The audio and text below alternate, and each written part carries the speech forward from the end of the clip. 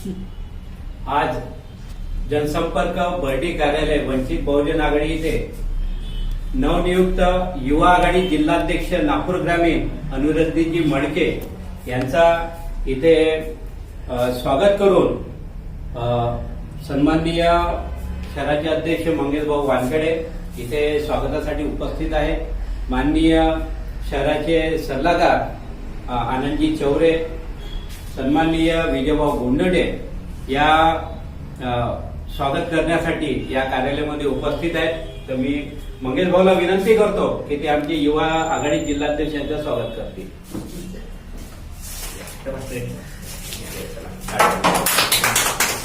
वंचित बहुजन आघाडीचा विजय असो, वंचित बहुजन आघाडीचा विजय असो।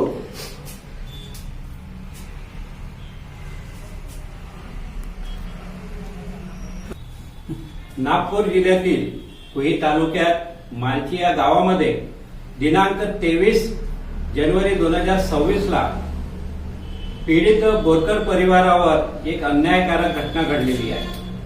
ही घटना माणुसकीला काळिमा फासणारी आहे, अतिशय दुर्दैवी आहे। त्या गावातील सरपंच नरुले व सचिव बीबी भोयर यांनी 35 वर्ष वडिलोपार्जित जुनं मकान व दुकान या पीडित कुटुंबाचं पाडलेलं आहे। बुलडोजर लावून हे केलेली कारवाई या घटनेचा आम्ही वंचित बहुजन आघाडीतर्फे निषेध करीत आहोत आणि आम्ही याचा संविधान चौक नागपूर येथे या घटनेचा निषेध म्हणून एक दिवसीय धरणा आंदोलनाचा आम्ही तिथं कार्यक्रम शनिवार दिनांक 7 तारखेला आयोजित केलेला आहे। या आंदोलनामध्ये वंचित बहुजन आघाडी, भारतीय बौद्ध महासभा, समता सैनिक दल आणि सर्व आंबेडकरी संघटनेचा समावेश असणार आहे। आपण सर्व नागपूर जिल्ह्यातील नागरिकांना मी आवाहन करतो की या पीडित बोरकर परिवाराला न्याय मिळवून देण्यासाठी आणि आरोपीला अटक व्हावी व त्यांच्यावर गुन्हा नोंद व्हावा याकरिता या आंदोलनामध्ये जास्तीत जास्त संख्येमध्ये आपण सामील व्हा। धन्यवाद। जय भीम। मंगेश साहेब, या आंदोलनामध्ये जे पीडितांचं घर पाडण्यात आलेलं आहे त्यामध्ये वंचित बहुजन आघाडी आणि याकरिता आपल्या वंचित बहुजन आघाडीच्या वतीने एक दिवशी धरणा आंदोलन करण्यात येत आहे आणि जे वेगवेगळे संघटन सुद्धा आहे आणि त्याचप्रमाणे समविधी विचाराचे लोक सुद्धा या संघटनेच्या माध्यमातून एकत्र येऊन या आंदोलनाला मोठा प्रतिसाद देत आहेत। तुम्ही काय सांगणार याच्याबद्दल मंगेश साहेब? सर्वप्रथम मी त्रिवार वंदन करतो आणि आपल्याला आज पण एकत्रित नाही आहोत आणि त्यामुळे हे जे आज मालची गावात घडलं त्याचे एक उदाहरण आहे।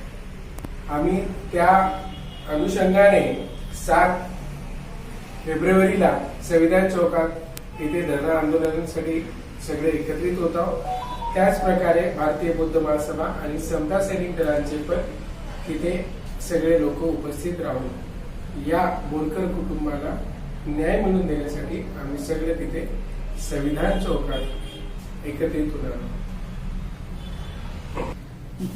तथापि मी सांगून इच्छितो की याच नागपूर जिल्ह्यात इथे असलेले केंद्रातले मंत्री नितीन गडकरी साहेब पण इथेच राहतात। आपले महाराष्ट्राचे मुख्यमंत्री पण नागपूर जिल्ह्यातच राहतात। त्याच प्रकारे महसूल मंत्री चंद्रशेखर बावनकुळे साहेब पण याच नागपुरात राहतात। तरी देखील 23 तारखेची घटना 30 तारखेपर्यंत ही घटना तिथे रजिस्टर्ड नाही पोलीस स्टेशनला। त्यानंतर वंचित बहुजन आघाडी तिथे पुढाकार घेऊन त्या घटनेचा निषेध करतो आणि आंदोलन करतो। तरी सुद्धा तिथले जे सरपंच नरुले आहे आणि बीबी भोयर याच्यावर आतापर्यंत कारवाई नाही होत। कुठेतरी ही जी बाब आहे ही खैरलांजी प्रकरणाशी आपण पाहून झालेलं आहे की अगोदर तसं झालं होतं। मला असं वाटतंय की महाराष्ट्रात पुन्हा खैरलांजी घडू नये, लवकरात लवकर इथे शासनाने दखल घ्यायला पाहिजे आणि जे आरोपी आहे त्या आरोपीला संविधानाच्या पद्धतीने संविधानाच्या अनुसार त्यांना न्याय हे मिळून दिला पाहिजे। पुन्हा खैरलांजी नाही झालं पाहिजे। मी पुन्हा वारंवार बोलतोय की खैरलांजी प्रकरण नाही झालं पाहिजे। ही दुःखद घटना पुन्हा महाराष्ट्रात कुठे घडली नाही पाहिजे, त्यासाठी वंचित बहुजन आघाडी येत्या 7 तारखेला हे आंदोलन संविधान चौकात उभं करत आहे. जय भीम.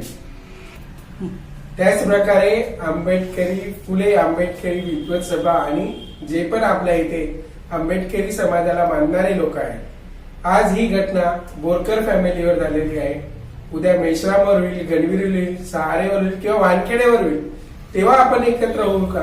नाही. आपल्याला या येत्या 7 तारखेला माझे हे सगळे आंबेडकरी फुले जनतेना आवाहन आहे की जास्तीत जास्त संख्येने या बोरकर कुटुंबाला न्याय मिळवून देण्यासाठी आपण रस्त्यावरच उभं राहून कुठेतरी जे लोकशाही संपवण्याचा मार्ग लागलेला आहे त्या लोकशाहीला वाचवण्यासाठी आणि हुकुमशाहीला थांबवण्यासाठी आपल्याला एकत्र येऊन आपल्याला या बोरकर कुटुंबाला न्याय मिळवून द्यायचा आहे.